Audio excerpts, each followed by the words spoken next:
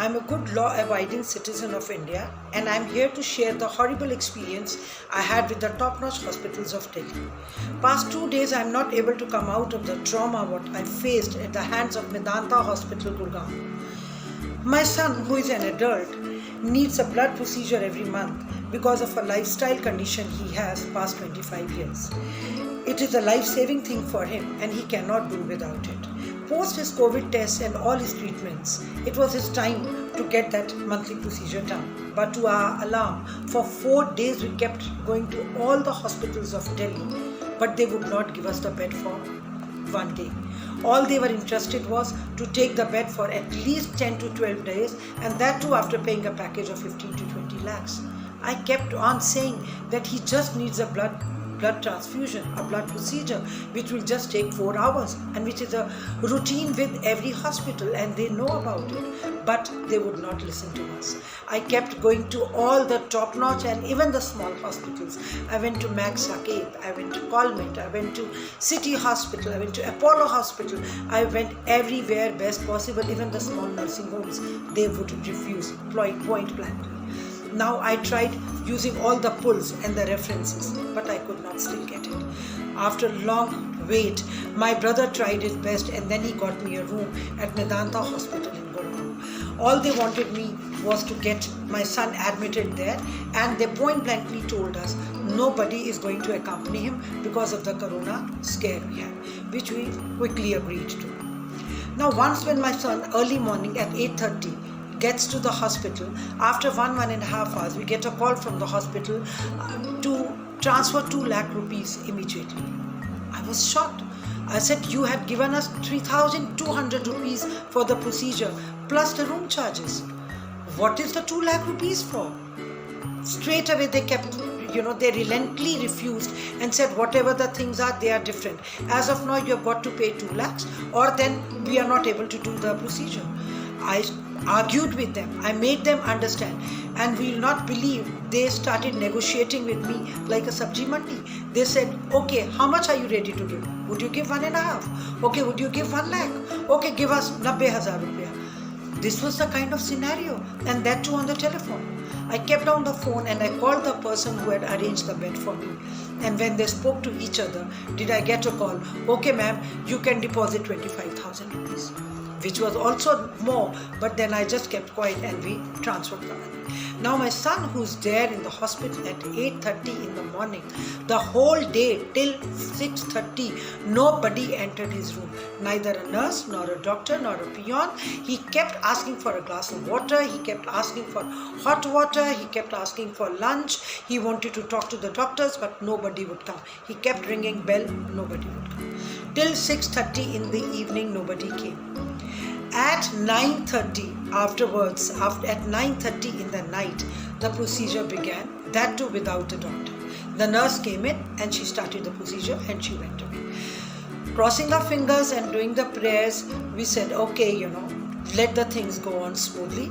And little did we realize when we came to know that the procedure, only half the procedure they were giving. I again started calling doctors in the middle of the night, to which they said, oh, okay, they totally forgot about it and never mind, they'll do early in the morning. We again kept quiet and we prayed, and then early in the morning they began the procedure, which ended at 8 o'clock. Now my son was ready to be discharged. He was all ready. We started calling at the hospital and they again started with the same negotiations. You have to pay this much amount of money more and then only can you discharge your son. That was again something which made us numb. How can they talk like this? I again called that person in between, and that person also just said, whatever best you can do, you do, and just get out of it. It completely shook us. What is this all about?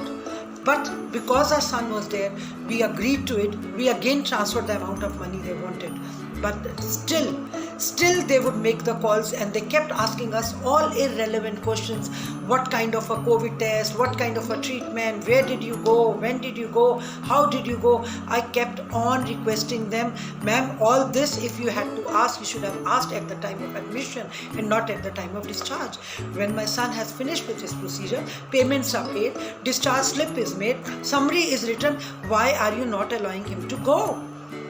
To this, they started again asking different questions. And in the meantime, my son called me that, "Mom, there is a nurse who has come with 12 or 15 vials and they want to take my blood. And they're saying this is the protocol of the hospital to do the blood test." I kind of screamed on the phone, "Do not let them touch anything of yours, Tell them we do not want any test and that you are going to get discharged." The nurses went away, and again the hospital people are calling. They are trying their best to convince me, "Do this, do that kind of a test. The government will not allow this. The hospital will not allow this." And it was 4:30 in the evening without him being given a glass of water. And mind it, the room rent I was paying is 15,000 rupees. And not even a sip of water was he given. Then at the time at 4:30, I lost my mind. I started screaming. I started threatening them. "If you do not allow my son to move out of the hospital, I'm coming with the police. I am going to call the women's cell and the police, and I'm right away marching there." To which they call my son and they say, "Your mom is speaking rudely to us, and whatever best and done, you want to go, you go. We are not going to allow you to go from the lift from here." He was on the 11th floor. 10 times he went till the lift, but the lifts were locked. They would not allow him to go down. It was like as if he was made a hostage. He was made a hostage in the hospital just for to meet their demands. Just to meet their demands, he was made a hostage in the hospital. He was shit scared. What to do? I again pleaded. They would not take my calls. I kept trying. I wanted to run away, but I knew they would not let me in the hospital because this big COVID scare is there. I again called the person who was in charge, but they also kept switched off their phones. I again requested, but they didn't listen. Then at the top of my pitch of my voice, I again threatened, I accused, and I really shouted and screamed and I cried. Did I come to know at 6 o'clock that my son called me, "Mom, finally somebody has come up and they're taking me down and I'm coming back in my own car." And my son drove back in 40 minutes. And we could barely breathe those 40 minutes. Now tell me, Mr. Kejriwal, tell me, the Prime Minister of India, is this what the citizens of India are getting? We pay our taxes on time. We are doing everything best possible. You make us clap. You make us ring the bells for these kind of people? These butcher khanas, what they have made? Save us from these butchers. Save us from these butchers. Today I'm an educated and aware woman. I could still fight. I could still argue. How about the people who succumb to their threats, who succumb to the scare what they put in them? I'm again telling you, nothing is required. Nothing was required. They just try to force us with their pressures, and they try to make us emotional by taking big names of the medicines and the treatments and something, and fleece money from us. These big hospitals, they take big loans to make big hospitals, and then they fleece money like this. Mr.